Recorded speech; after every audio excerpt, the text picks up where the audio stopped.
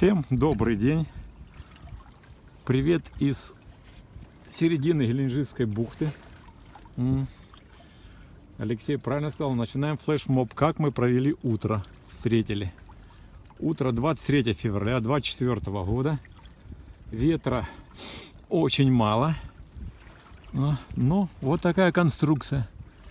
На 14-м грот не поставили. Поставили геную от 16-го. И идем как-то вон туда, к кораблям. Там должна быть селедка. Так что к обеду ветер переменится на южный. И мы опять под легким парусом дойдем обратно.